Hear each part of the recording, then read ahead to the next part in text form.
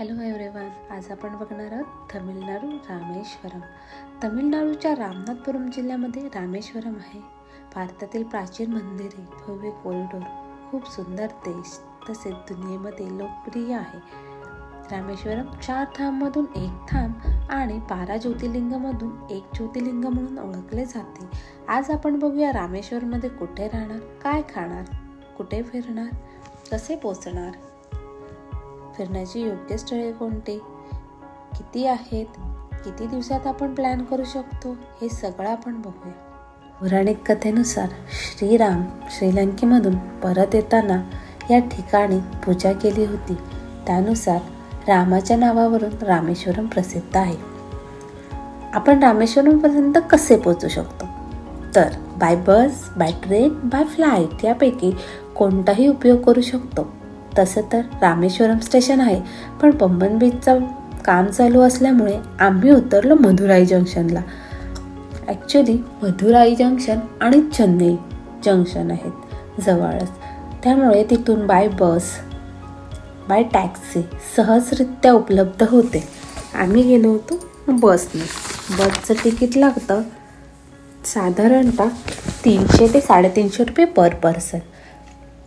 Bye flight रामेश्वरमजवळ Madurai airport आहे, तिथून सुद्धा येऊ शकता. तिथून by taxi, by car. Third option आहे बाय कार. बाय कारने सुद्धा येऊ शकतो आपण.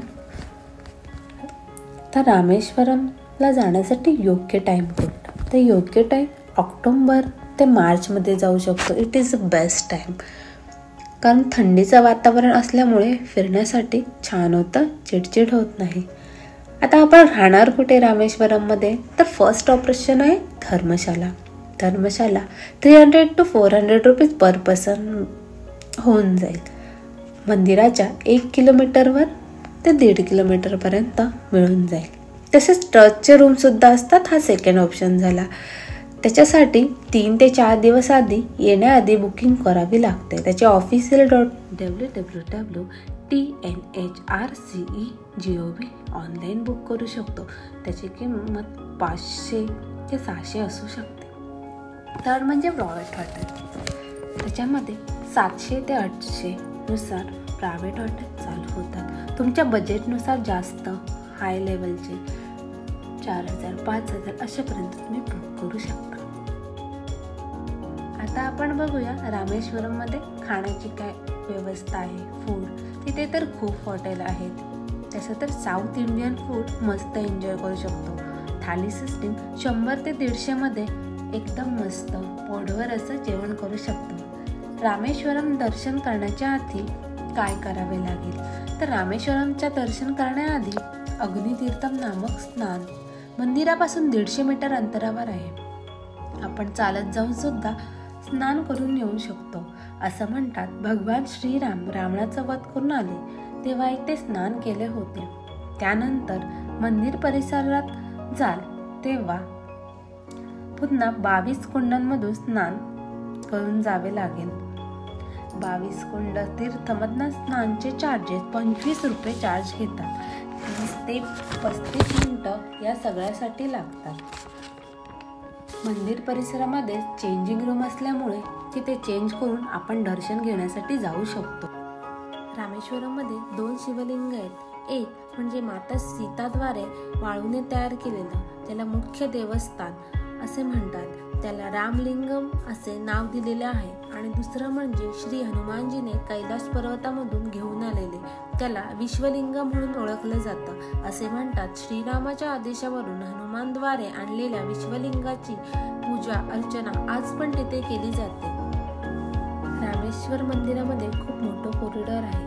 त्यामध्ये खूप सुंदर कोरीवकाम बघायला मिळेल.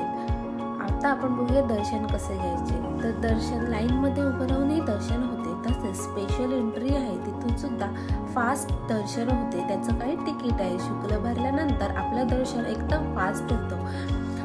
दर्शन झाल्यानंतर टाईम मिळतोच. आजूबाजूला खूप मंदिरे पाहण्यासारखे तिथे आपण फिरू शकतो. तिथून आपण धनुष्कोडीला सुद्धा जाऊ शकतो. रामेश्वरम पासून 20 किलोमीटरवर आहे धनुष्कोडी. भारताचे शेवटचं टोक सुद्धा म्हणतात. End of the road. Hindi महासागराच्या आणि बंगालची खाडीने विखुरलेलं सुंदर वातावरण, निळशार पाणी बघण्यासारखं आहे.